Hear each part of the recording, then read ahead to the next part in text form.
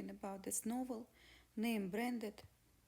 This novel mostly fiction inspired on true events that might happen to somebody. Names, characters, places, incidents are either product of imagination or been changed to protect privacy. Please consider these books as a science fiction and the whole story honestly unbelievably mind-blowing. So please read and listen us on podcast and ebooks by artist TMTBellC. Portion of this novel contains third-party content constitute fair use. Work are meant to be educational, scholar, and nature criticism, which is protected by fair use laws. Chapter Terry's story is very odd. Terry has never spoken publicly about what happened to her, and she never did any interviews about her abductors. However, law enforcement made her to sit with a forensic sketch artist, and they were able to put together some sketch. One of the women from the sketch was believed to be between 20 years old to 30 years old, with thin eyebrows and dark curly hair. She was about 5 and 5 um, height with a medium build. The other woman was between 40 years old and 50 years old with thick eyebrows and long straight hair, about 5 feet 7 inches. Terry told the sketch artist that women both wore masks constantly to conceal their identity, and sometimes they put a bag over Terry's head, for most of the time held being abductive. Anytime Terry made a noise or attempted to escape, the woman would abuse her. Terry said throughout the days that she was kidnapped and she slept a lot, and it was kind of blur when everything happened. FBI, though, announced a $10,000 reward for any information that would lead them to abductors of Terry's kidnappee. But despite hundreds of tips and nobody was found, two DNA samples though were found on Terry. One was male DNA and the other was female. The FBI ran both samples through national database, but no matches were found yet at that time. The police released evidence found from the search warrants and DNA collection and pretty much from the day that Terry disappeared.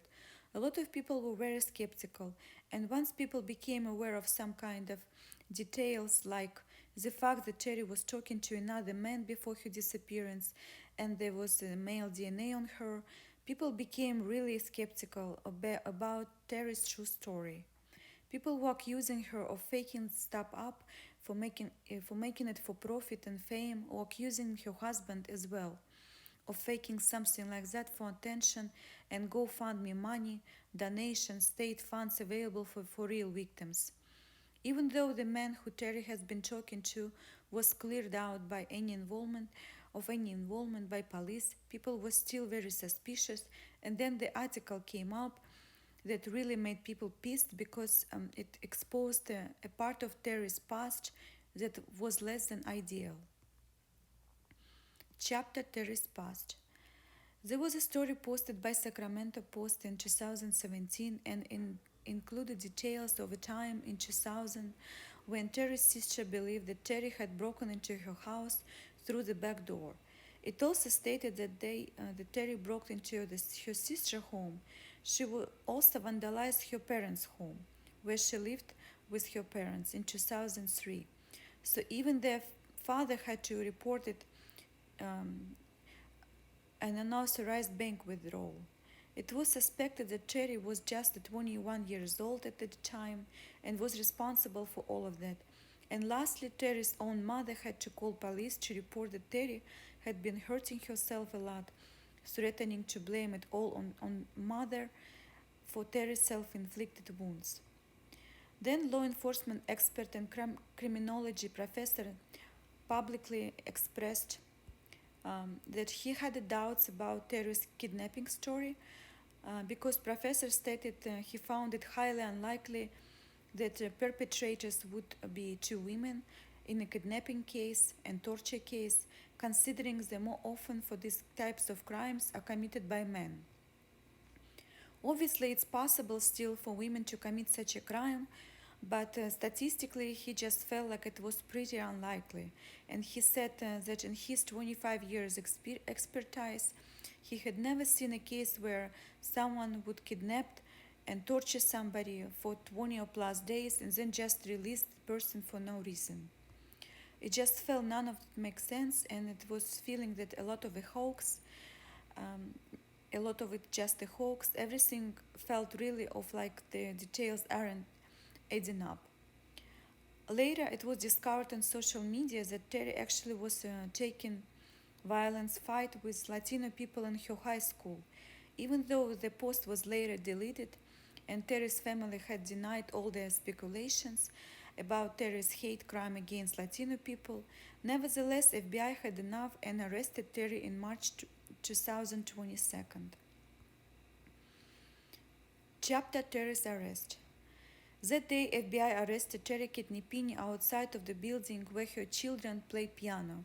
Officers actually followed Terry from her home to the building where the children learned piano lessons, and they followed her into the building, telling her that her car actually been involved in an accident. They did it just to get her outside safely away from the children facility. Prosecutors later stated that as soon as Terry realized she was being arrested, she tried to run away. It was reported that she even tried to resist arrest. She was screaming, throwing her phone 20 feet away, trying to scratch officers. At the point, Terry was being accused of staging her whole abduction for attention, victims' funds, lying to federal agents, and committing mail fraud for an amount of surpassing $30,000. Sadly, even though agents tried to shield Terry's children from seeing the mother get arrested, Terry still put up such a fight with police, so not like a victim of violent crime. So even her children actually did come out outside of the school and witnessed her arrest. Later, Kidnapini family spokesman has came out and said that the whole family were very upset about the way Terry was arrested. They said Terry would have just gone to police station if they asked her to do so. And now Terry was supposed to have a court date, and that was pushed out for later. Chapter Male DNA. All of that male DNA that was found on Terry's body was when she reappeared. It turns out to be Terry's ex-boyfriend Jerry, who um, who wasn't the man previously mentioned. FBI were able to match Jerry's DNA um, they found on Terry because his family member had previously made a submission of his DNA to commercial DNA testing site like Ancestry.com or 23andMe.com. This family member's DNA was a familiar match to DNA found on Terry's body, and the investigators discovered that Jerry was both related to the person and had previously dated Terry. Authorities brought Jerry in for questioning. He admitted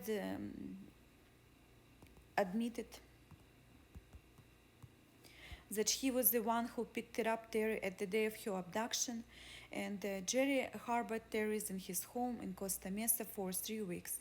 And Jerry also told that he helped her to harm herself because she wanted to make her story very believable. So according to Jerry, Terry asked him to harm her, and he claims that he was convinced to help her because Terry told him that her husband was really abusing towards her and she needed to do this to play innocent victim. Jerry claims that Terry not only said that her husband was abusing, the husband was also beating her up often and raping her. He did know that most of the Terry's injuries were self-inflicted, but he did help her to create some of them more for no apparent reason. Jerry claims that Terry made him board up all the windows in his place so she would receive no sunlight during the 3-week stay at his home, and then during the time she decided to starve herself as well and beat herself daily. So she would fully be committed to her kidnapping story and look believable. Jerry explains that two of them met somewhere around 2001 at a Friday night live youth event program. And they dated in 2006, and he described Terry as being an attention-hungry person who would constantly make up stories to draw attention. And investigators actually contacted the program leader for youth group and they confirmed that Terry was already incredibly problematic that time, show on light and exaggerate stories for attention.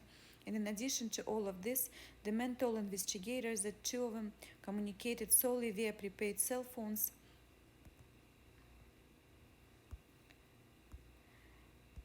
So authorities actually did discover two prepaid phones that communicated with one um, another at the terrorist's approximate location of disappearance, and they also performed cell site analysis and dug through the toll of records to show that Jerry actually did travel to California on the day of Terry's disappearance, just like he said he had, and cell phone records also proved that they were texting each other that morning and when she went missing.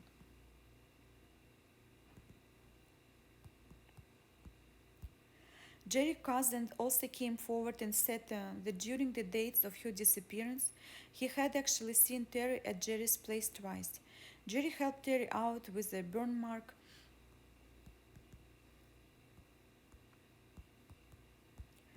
He was the one who actually branded her. It turns out that this was a nice little ditty craft. Jerry actually went to Hobby Lobby store and purchased a wood burning tool, and Terry instructed him where she wants to get burned. So eventually, right before Thanksgiving, Terry decided that it was time for her to go home and stage her the whole reappearance. So Jerry had a friend to rent a car, and he used it to drive Terry back to California. The car rentals records confirmed this, as well as the odometer reading. And when police asked Jerry why he didn't go to police after the release of Terry, he simply said if the truth ever came out anyway, police would find him anyway, and he wouldn't be hesitating to help them the truth then. Simple, weird logic. And then investigators found even more evidence that back up Jerry's story.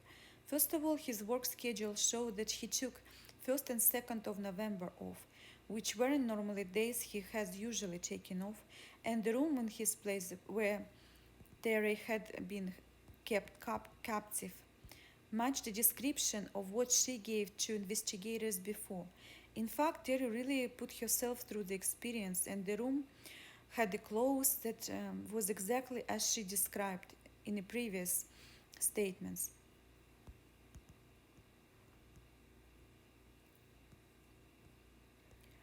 So even the description of Hispanic women alleged abductors remind pictures of Jerry X's pictures on the wall. The pictures were part of his house that matched her description of where she was being held. Investigators told Terry that they wouldn't find any Hispanic women alleged abductors because they simply don't exist, and the DNA they found on her matched her boyfriend, ex-boyfriend Jerry.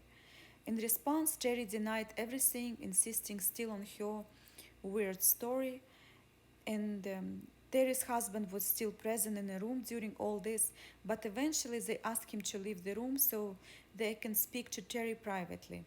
Once the husband left the room, Terry started admitting to more and more and what they were telling her. Terry started saying that she actually had talked to Jerry, another man specifically, but it was all horrible mistake, and in the end of the interview they had enough from her to determine that she had violated the law by making false statements to federal agents. However, obviously wasn't just to only one crime Terry committed, chapter financial fraud. The GoFundMe page was started for Terry with the intention that funds would be used directly by the family for hiring people to look for her disappearance, and the page raised up total about $49,000. And 2 weeks later, Terry returned. Her husband wrote a check to himself for $31,000 from the GoFundMe bank account and deposited right into his personal account. The husband also wrote a check for $1,160 from GoFundMe page to Terry's bank's account, and it was deposited to her bank account. And then later, husband used hundreds of dollars to pay off his personal expenses. So did Terry. Sometimes people really need that money in order to hire a private investigator or help them to aid in the search for someone to help to get justice for a loved one. But there are so many ways that GoFundMe can be very helpful. But when you hear things like that, like this, it's just really hard to wrap around your mind that someone like Terry would actually use money for her personal expenses, money that's been donated by people who are concerned um, for victims of crime. Terry also applied for California Victim Compensation Board for financial assistance. This organization actually was set up to give financial help to victims of violent crime. So Terry used her fake abduction story to make money to profit between 2017 and 2021. She received approximately 35 payments totaling over $30,000, which bring her total to stolen money from the public, and this department ended up total in $230,000. So that's why Terry Kidneypini was charged in court, and despite this judge did grant her bail, her bond was set at about 120,000. She also had a variety of conditions that she had to agree in order to get released from the jail. This condition included surrendering her passport, agreeing to remain in one part of the state, giving up any firearms, weapons, not consuming alcohols and drugs, and undergoing a psychiatric evaluation program. Cherry managed to post bail with the help of her husband and parents, and she is being released from jail. Even though prosecuting attorneys believe she still is at flight risk, and she is convinced if she convicted, she gonna face like 20 years in prison. Terry also faces fines up to $500,000, both for mail fraud and for lying to federal agents. Right now, there is a lot of unclear if Terry's husband could have any involvement. That's all as well, in that all is well. But if you think about the amount of resources, time, money, concerns that was spent on Terry, it makes blood boil, especially knowing of how many people out there going missing every day for real, and their family could really use this financial assistance that was spent on Terry's fraud story. On my opinion, Terry is only not only a liar and a scammer, she also a manipulator and